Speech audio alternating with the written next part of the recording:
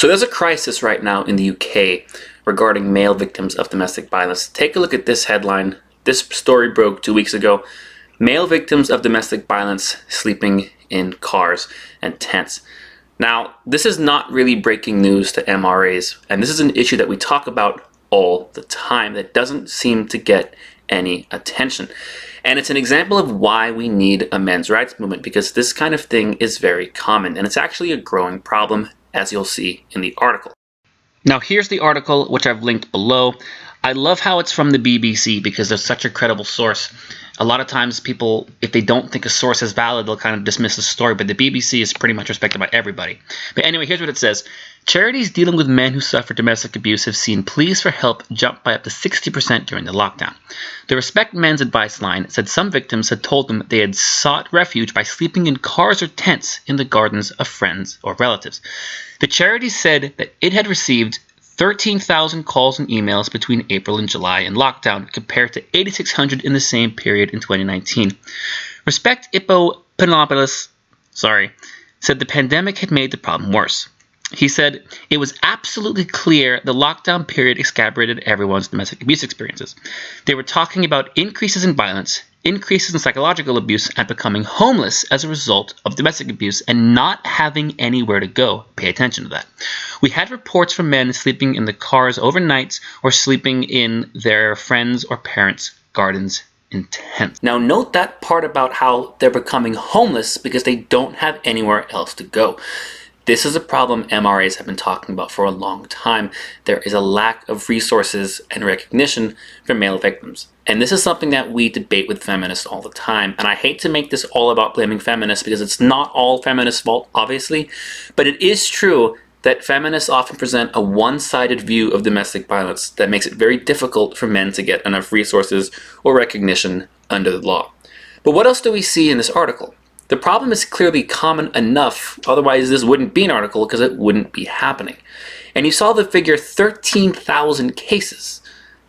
This is not a small number. This is not a rare problem. And this is something that's serious enough for men to flee their homes. They don't feel safe in their homes because a woman with a knife can kill you just as easily as a man with a knife.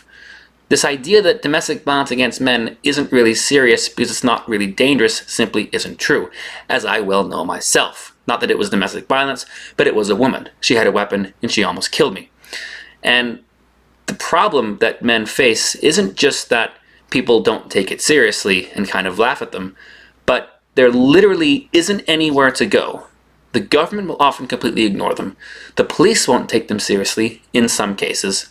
And there doesn't really seem to be any conversation about it. And the only people who seem to be talking about it are MRAs. And then we're often criticized and ostracized for that. And that doesn't really make a whole lot of sense. So when I see a story like this, I think this is why we need the men's rights movement. This is why we need to exist. Because domestic violence against men is more common than most people think. You probably know a guy in your life, friends, family, coworker, who has been through something like this. And they probably never told you and they never talk about it, but you probably do know someone that's been through this. And I wish guys sometimes when they were hanging out or kind of in private would say, hey, do you ever see stories like this? Did you see this article? What do you think? Because that's the first step to changing something, is talking about it. But anyway, I put a link to the article in the description below. I think it's not surprising at all. But I remember when I saw this on Facebook, I was seeing comments like, oh my God, I can't believe it. That's crazy. But we've been talking about it for years. So it's not a surprise to me. And people ask, what is the debate between MRAs and feminists over this issue in the first place? Well, I'm going to link some of my older videos below where I explained how feminist groups in the UK were trying to have the law for domestic violence changed so that the definition of domestic violence would only apply to women. So basically, in effect, it would make domestic violence against men legal by proxy of not being illegal and not being recognized as a crime.